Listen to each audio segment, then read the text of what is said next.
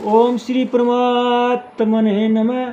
Shri Hari channel पर सब ऋषि मुनियों के चरणों में प्रणाम करता हूँ। सब संतजनों के चरणों में प्रणाम करता हूँ। सभी मेरे देशवासियों को प्यार एवं स्वागत करता हूँ। इस वीडियो को आप पूरा सुने। इस वीडियो को सुनने वाले मेरे देश के हर कोने में घरों में बैठी माताओं के चरणों में चरण स्पर्श करता हूँ। बहनों भाइयों को प्यार एवं नमस्कार।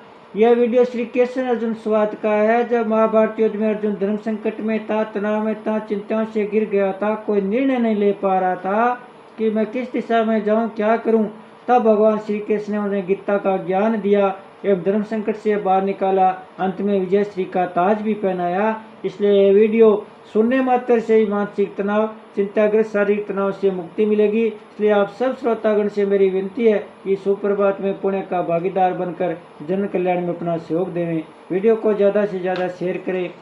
अब भगवान आगे क्या कहते हैं 2 श्लोकों में कि आप अपनी प्राप्ति का क्या महत्व बताते हैं अर्जुन को। मामुपेत पुनर्जन्म दुःखालयमशाश्वतं नापनुवन्ति महात्मान संसीदि प्रेमामं गता। महात्मा लोग मुझे प्राप्त करके दुखालय अर्थात दुखों के घर और आश्वासत अर्थात निरंतर बदलने वाले पुनर्जन्म को प्राप्त नहीं होते, क्योंकि परम सिद्धि को प्राप्त हो गए हैं। उनको परम प्रेम की प्राप्ति हो गई है। मामू पेते पुनर्जन्म संसिद्धि प्रमाम गता। मामू पेते का तात्पर्य है कि भगवान के दर्शन कर ले, भगवान को तत्व से जान ले अथवा भगवान में प्रविष्ट हो जाए तो फिर पुनर्जन्म नहीं होता। पुनर्जन्म का अर्थ है फिर शरीर धारण करना। वह शरीर चाहे मनुष्य का हो, चाहे पशु पक्षी आदि किसी प्राणी का हो, पर इसे धारण करने में दुख ही दुख है। इसलिए पुनर्जन्म को दुखालय था दुखों का घर कहा गया है। मरने के बाद यह प्राणी अपने कर्मों के अनुसार जिस योनि में जन्म लेता है, वह जन्म काल में जेल से बाहर आते समय उसको वैसा कष्ट होता है जैसा कष्ट मनुष्य को शरीर की चमड़ी उतारते समय होता है, परंतु उस समय वह अपना कष्ट दुख किसी को बता नहीं सकता, क्योंकि वह उस अवस्था में महान असमर्थ होता है। जन्म के बाद बालक श्रोता परतंत्र होता है। कोई भी कष्ट होने पर वह रोता रहता है पर बता नहीं सकता। थोड़ा बड़ा होने पर उसको खाने पीने की चीज़ें, खिलौने आदि की इच्छा होती है और उनकी पूर्ति न होने पर बड़ा दुख होता है। पढ़ाई के समय शासन में रहना पड़ता है, रातों जागकर अभ्यास करना पड़ता है तो कष्ट होता है। विद्या भूल जाती है, तब पूछने पर उत्तर नहीं आता तो दुख होता है। आपस में ईर्ष्या, द्वेष, डाय, अभिमान आदि के कारण हृदय में जलन होती है। परीक्षा फेल हो जाए तो मूर्खता के कारण उसका इतना दुख होता है कि कई आत्महत्या तक कर लेते हैं। जवान होने पर अपनी इच्छा के अनुसार विवाह आदि न होने से दुख होता है। विवाह हो जाता है, पत्नी अथवा पति अनुकूल न मिलने से दुख होता है। बाल बच्चे हो जाते हैं तो उनका पालन पोषण करने में कष्ट होता है। लड़कियां बड़ी हो जाती है तो उनका जल्दी विवाह न होने माँ बाप की नींद उड़ जाती है। खाना पीना अच्छा नहीं लगता, हरदम बेचैनी रहती है। वृद्धावस्था आने पर शरीर में असमर्थता आ जाती है। अनेक प्रकार के रोगों का आक्रमण होने लगता है। सुख से उठना बैठना, चलना फिरना, खाना पीना आदि भी कठिन हो जाता है। घर वालों को दुरतिरस्कार होने लगता है। उनके अवसर सुनने पड़ते हैं। रात में खांसी आती है, नींद नहीं आती।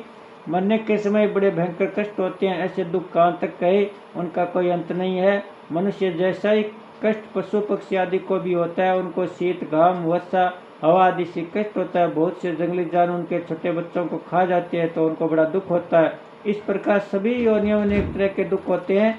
ऐसी नरकों में और 84 लाख योनियों में दुख भोगने पड़ते हैं। इसलिए पुनर्जन्म को दुखालय कहा गया है।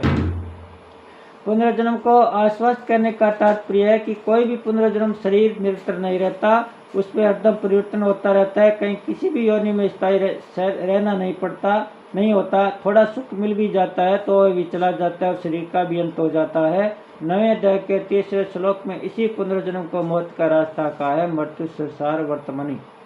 यहाँ भगवान को मेरी प्राप्ति होने पुनर्जन्म नहीं होता, इतना ही कहना पर्याप्त था। फिर भी पुनर्जन्म के साथ दुखालय और आश्वासित ये 2 विशेषण क्यों दिए गए? ये 2 विशेषण देने से एक भाव निकलता है कि जैसे भगवान भगतजनों की रक्षा, दुष्टों का विनाश और धर्म की स्थापना करने के लिए पृथ्वी पर अवतार लेते हैं, ऐसे ही भगवान को प्राप्त हुए भक्त लोग भी साधु पुरुषों को रक्षा, दुष्टों की सेवा, धर्म का अच्छी तरह से पालन करने तक करवाने के लिए कारक पुरुष के रूप में, अंत के रूप में इस पृथ्वी पर जन्म ले सकते हैं। अथवा जब भगवान अवतार लेते हैं तब उनके साथ पार्षद के रूप में भी ग्वाल बालों में उतरे हुए भगतजन फिर से जन्म ले सकते हैं, परंतु उन भक्तों का यह जन्म दुखल और आश्वस्त नहीं होता, क्योंकि उनका जन्म कर्मजन्य नहीं होता, प्रत्युतः भगवत इच्छा से होता है। जो आराम से ही भगत मार्ग पर चलते हैं उन साधकों को भगवान ने महात्मा कहा है। 9वें अध्याय का 13 श्लोक। जो भगत तत्व से अभिन्न हो जाते हैं उनको भी महात्मा कहा है। 7वें अध्याय का 19वां श्लोक। और जो वास्तविक प्रेम को प्राप्त हो जाते हैं उनको भी महात्मा कहा है। 8वें अध्याय का 15वां श्लोक। तात्पर्य के असत शरीर संसार के साथ संबंध होने से मनुष्य अलापात्मा होते हैं, क्योंकि वे शरीर संसार के आश्रित होते हैं। अपने स्वरूप में स्थित होने पर वे आत्मा होते हैं, क्योंकि उनमें अनुरूप से अहम की गंध रहने की संभावना होती है। भगवान के साथ अभिन्नता होने पर वे महात्मा होते हैं, क्योंकि वे भगवनिष्ठ होते हैं, उनकी अपनी कोई स्वतंत्र स्थिति नहीं होती। भगवान ने गीता में कर्मयोग, ज्ञानयोग आदि योगों के में महात्मा शब्द का प्रयोग नहीं किया, केवल भक्ति योग में भगवान ने महात्मा शब्द का प्रयोग किया है। इससे सिद्ध होता है गीता में भगवान भक्ति को ही सर्वोपरि मानते हैं। बोले श्री कृष्णचंद्र भगवान की जय हो, भक्तों भगवान की जय हो, सब संत जन की जय हो, सत्य सनातन धर्म की जय हो।